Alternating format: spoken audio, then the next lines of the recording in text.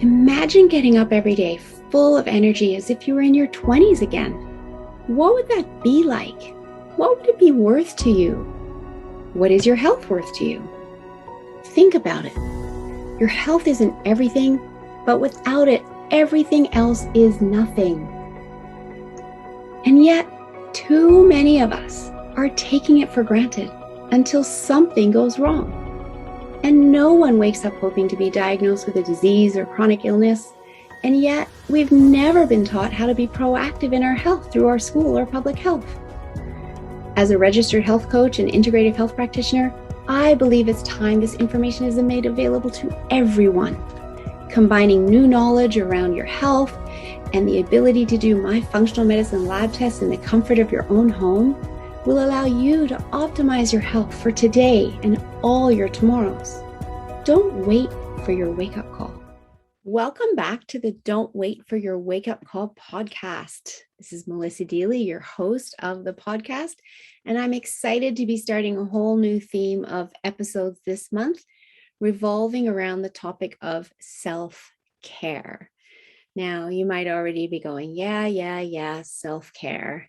I know, I've heard about it, but I really want to dive into it. And I want to start off with some quotes, actually, to just see if they land with you at all, they resonate with you. And through the course of this theme, I hope that I do inspire you to step into some form of self-care, whatever that may be, that brings you joy, brings a smile to your face, because it is so important. We have near epidemic levels of anxiety and depression these days, and self-care lowers our stress levels. And if you've listened to my episodes on stress, you're going to know why that's so important. Self-care can help us sleep better. And we have so many people in the world today struggling with sleep issues. And if you've listened to my episodes about sleep, you'll know why this is so important. It comes down to us and the mindset shift around the importance of taking care of ourselves. And this is particularly true of moms, because of course we're looking after our kids and looking after our spouse, and we feel like we have to look after everybody else first, and we put ourselves last. And quite frankly, when my kids were little, that was me, because that's when I was in the corporate world before I went back to school and learned all of what I know today in the realm of health and wellness. And I've absolutely embraced my self-care when I started to learn this mindset shift and put it into action. And it has absolutely changed my life. And you can do it too. But as I said, let's start out with some quotes and just see how they land with you as you're listening to this. So my favorite one that I use all the time, it became my mantra. I actually took it from a couple of different quotes and put it together, is that self-care is the most selfless act, because it allows you to show up and give the world the best of you instead of what's left of you. How many times do you feel like you're just giving the people that you love the most what's left of you instead of what's best of you? And how amazing would it be to be able to give the best of you? Well, we can only do that when we fill our own cup first, because of course we can't serve from an empty cup. Something else that you've all likely heard is when you get onto an airplane and they do the safety spiel and they ask you to put your own oxygen mask on first and then assist your child or an elderly loved one. Because again, if you're trying to put theirs on and struggling to do it and you're not able to breathe, then you're not going to be, not only are you not getting theirs on, but it's getting worse for you because you can't breathe. That importance of looking after ourselves first is so important. And I really like that analogy too, because we're talking about our breath. And sometimes in the moment, our greatest form of self-care is just being able to stop and breathe. And again, if you've heard past episodes of mine, I've talked before about the power of 5-5-7 breathing to calm the body, to drop us out of our sympathetic nervous system, chronic stress switched on, and drop us out of that into our rest and digest system and allow the body to calm. And it's so easy to do. You carry your breath with you all the time, and it's completely free. So at the risk of sounding like a broken record, because you might be a new listener, I'm going to explain it again. It's simply inhale for the count of 5, hold your breath for a count of 5, or as long as you can, work your way up to 5 if you can't hold for 5 when you first start doing this. And then exhale for a count of 7 and do 10 cycles of that. And what that does, and it literally will take you less than 5 minutes, what that does is it triggers your brain. It's a little trick for the brain to go, I thought I was breathing like a stressed out person, but I'm breathing like a safe person. I must be safe. And it switches on that rest and digest parasympathetic nervous system.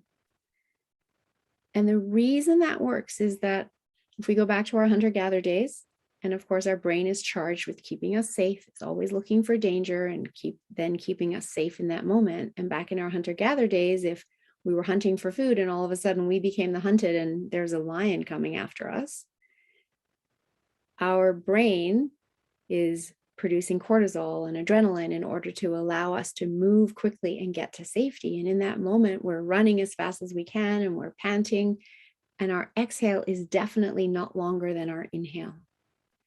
So when we do 5, 5, 7 breathing and we have the exhale longer than the inhale, that triggers the brain to recognize, I must be safe because I'm breathing like a safe person. And it switches on our parasympathetic nervous system. And so sometimes that is the best form of self-care we have in that moment. And so the oxygen mask analogy of putting our own oxygen mask on first and breathing is really powerful. I also love this saying or quote, almost everything will work again if you unplug it for a few minutes, even you. Right? How many times has something not worked? We unplug it, we reboot it, etc., to get it to work again. And we can do that for ourselves. We can unplug from technology, take a bath, take a shower, go for a walk, call a friend, and just get ourselves out of that focus or mental strain or stress that we were in and let the body calm. Another one that I like, I've seen it, it's an image of a phone battery showing that it's very low and obviously needs to be charged. And it says, you wouldn't let this happen to your phone. Don't let it happen to you either. Self-care is a priority, not a luxury. Right? It's not something that you get to have every once in a while as a luxury. Maybe some more expensive form of self-care might be like that. If you wanted to have a day at the spa and it costs several $100s, maybe that's a luxury that you do every once in a while. But you still need to have a daily self-care practice that is a priority. That doesn't have to cost as much. It doesn't have to cost anything at all. But it's looking after you. As I said, anything that brings you joy, that makes you feel happy, that makes you feel cared for, even if it's you caring for you. Think too about how you talk to yourself, because that's a form of self-care. And so often we beat ourselves up. We are our own worst critics and so hard on ourselves. Think about how you talk to yourself. And if you talked to a friend that way, would that person even be your friend? It's highly likely they wouldn't be. And you know that. And so start to think about how you talk to yourself and create awareness around that and catch that negative self-talk, because that's just adding stress to an already stressed existence on this planet these days, right? And catch yourself and change that dialogue that you're having with yourself and talk to yourself as if you loved yourself. as if you were talking to a friend. So, one of the things that I often hear from my clients is, I don't have time for self-care. I'm already too busy. And I get that. We do live in a do, go world, and we're busy working and raising kids and et cetera, et cetera, et cetera. And we can feel like we're too busy. But one thing that I find really helps is to actually just think about your day and how you spend your day and where there's time that you can gain back. How much time is being wasted scrolling social media? How much time is being spent in front of the television? And that might be a time where you feel like you're relaxing, but is it true self-care? And could you be doing something else instead of just wasting time in front of the television? Maybe you watch one TV show a night instead of two, because that creates an extra half hour to an hour for self-care. The other thing that's really interesting about self-care is that it actually results in you being more productive and getting more done. And when you are more productive and you can get more done, that also creates more time in your day to spend on self-care. So it's a positive cycle. And so even if you can only find 15 minutes for self-care to start, as you notice and reap the benefits of self-care, you become more productive, whether it's at work or at home. And you can get things done more effectively, more efficiently, and that creates more time in your day for more self-care. So the reason that happens is because when we're functioning under high stress, chronic stress, our frontal cortex, our frontal lobe actually starts to shut down in that feeling of overwhelm. And we've all felt it. What do I do next? I've got this, all pinging at me. So many things I'm trying to think of. And we freeze. We kind of get stuck in that state of overwhelm, and we're trying to do too many things at once and not really getting anything done. Or we're just stuck and we're not getting anything done. And so everything takes longer to get done. And our ability to focus is really limited. But when we have a practice of self-care, we can actually be more focused and get more done. And so it can be quite helpful if during your workday that you actually have a practice of self-care at lunchtime, because you've worked hard all morning, cognitive functions been happening, focused, and your brain even might be starting to get a little bit tired. You have a good nutrient-dense lunch, recharges your batteries, gives you some energy, but also practicing some self-care can help you come back and be really focused in the afternoon. And that could simply be going outside for a walk, going outside to sit on a rock and face up to the sun and just breathe for 10 minutes. And to come back, and then you'll be able to be more focused. So what does self-care look like? Well, as I said, it can be absolutely different for everyone. And for me, for example, it changes by the season as well. So in winter, I love to go skiing, and I am lucky. I live in a ski resort, and so I can block one morning, a midweek morning a week, and one weekend morning, and spend 3 hours on the mountain, breathing in that fresh air, enjoying time with friends and skiing down the mountain. It might be cross-country skiing in wintertime as well, because I love to get out and do that. It may be just going for a walk. In the summertime, it's more likely to be out on my paddleboard, just starting my day that way. It's when the lake is calm and it's peaceful. It's just a really zen way to start my day. Think about my day before I'm actually at my desk. Just let the thoughts flow. Great answers come to me at those times when I'm, wondering how to do things, as my subconscious mind can provide answers.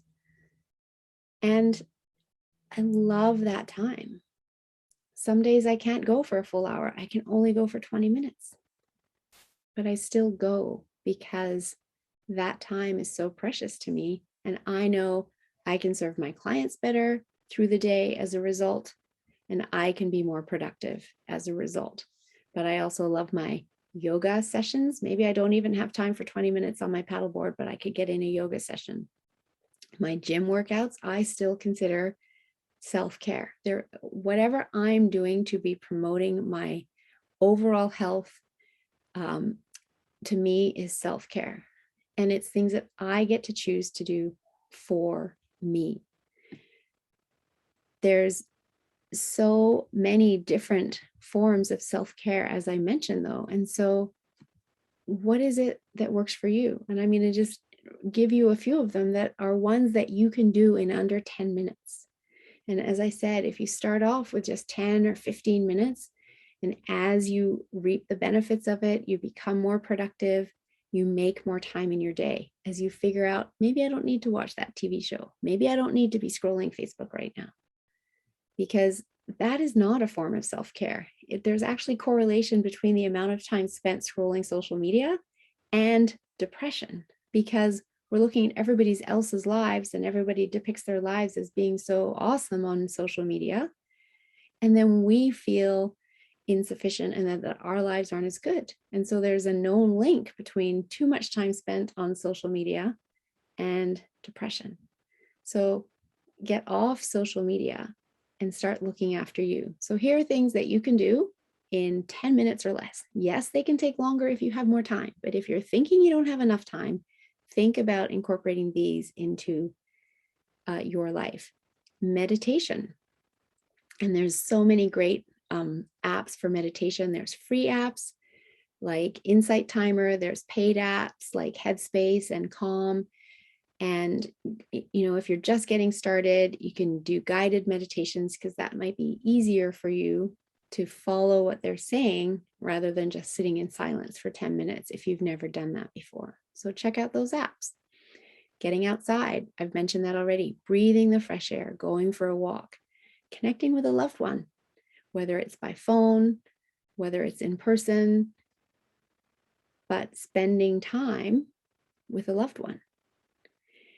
Engaging your senses of sound and smell. So again, go outside and just close your eyes and listen. Close your eyes and smell. So much of our stress is coming at us through our eyes because our brain is processing everything through our eyes. But when you close your eyes, you can go inside and you can help the body calm.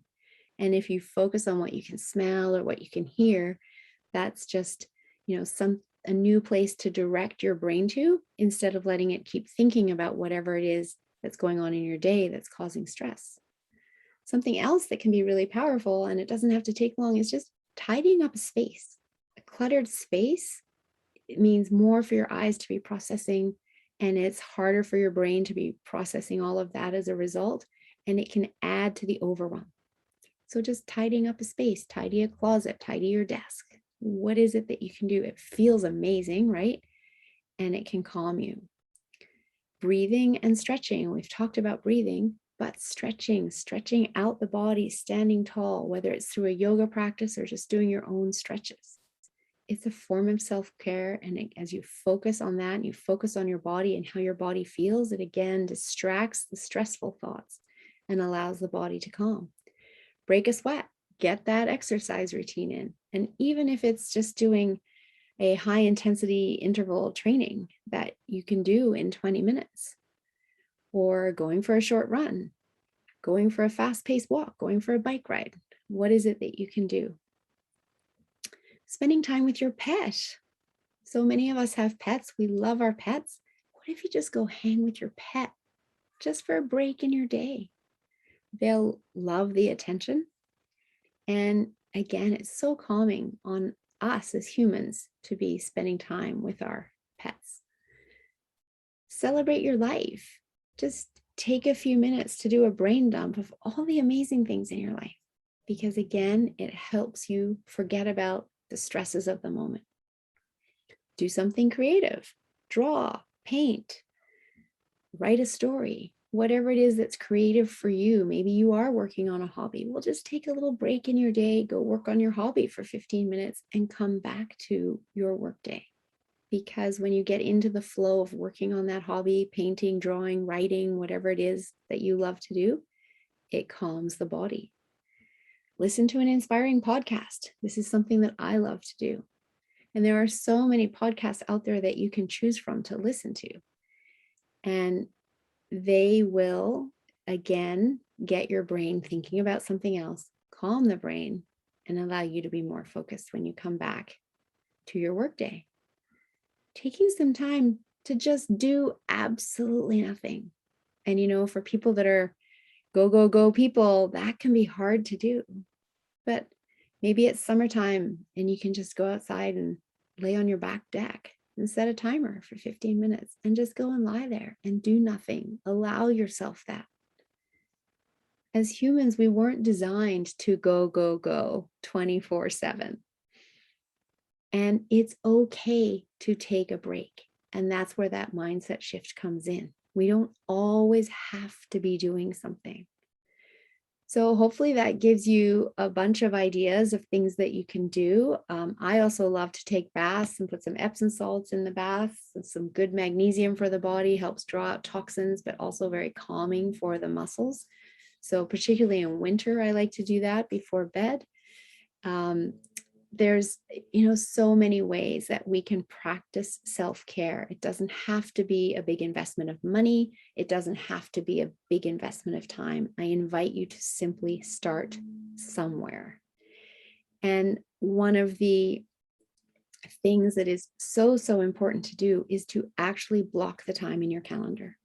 And not just block the time in your calendar and don't do anything, but block the time in your calendar and say what you're going to do with that time, so that when that time comes, you know exactly what it is that you're going to do. Because when you don't have it allocated to something, it's very easily wasted. I'll just do a few more emails, or I will just, scroll some social media, etc., etc.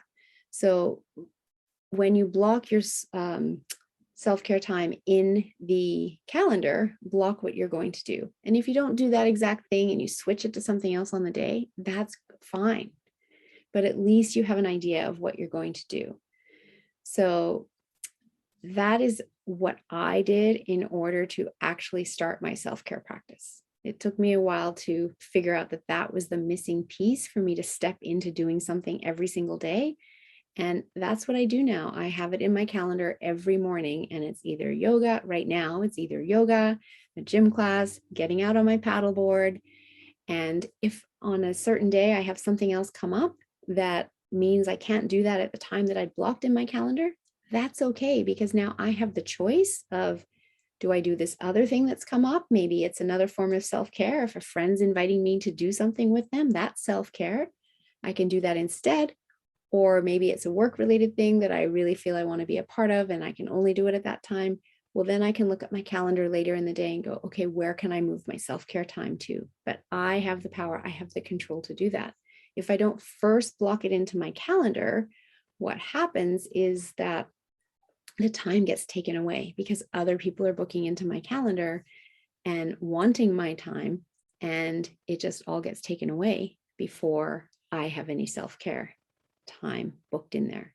So I book it first and then allow my clients to book in around that. And that way I know I'm always looked after, so I can show up and give the best of me to the world, to my family, to my clients. So there are 3 types of self-care. Emotional self-care, such as the self-talk that we mentioned earlier, weekly bubble baths I talked about, I said Epsom salt baths, as well as, giving yourself permission to take a pause and do nothing, or a weekly coffee date with a friend. Doesn't even have to be the same friend every week. It's just a weekly coffee date to connect with someone. Then there's physical self-care, such as prioritizing sleep, adopting an exercise regime, which we've talked about, choosing healthy and nourishing foods over highly processed ones. That too is a form of self-care, nourishing our body both inside and out. And then there's spiritual self-care, such as perhaps attending a religious service. Maybe it's spending time in nature. Maybe it's meditating, we've talked about, incorporating regular acts of kindness into your day. And perhaps it's starting a gratitude journal. which is something else that I really, really love at the end of every day, to simply write down 3 things that I'm grateful for.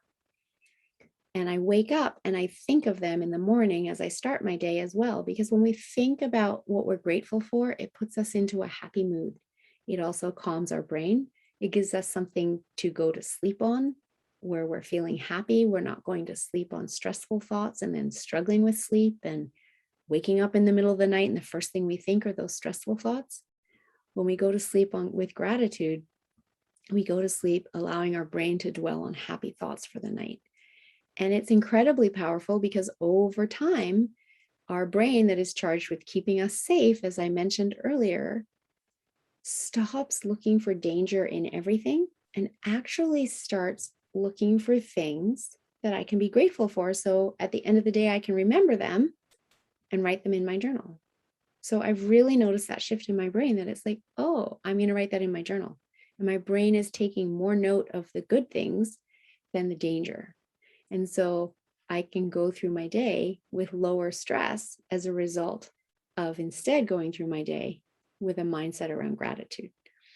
So I invite you to choose 1 or 2 things from the suggestions I've mentioned today to add to your calendar and literally physically put in your calendar and enjoy some self-care in this next week. And as you notice that you feel better over time, you can focus more, you're more productive, you will start to find more time so that you can add in more self-care each day, even if you just start at 10 minutes and build up from there. So thank you so much for joining me today on this very important topic of self-care. I hope that you are starting to realize the importance of it and that I've inspired you to step into improving your self-care regime.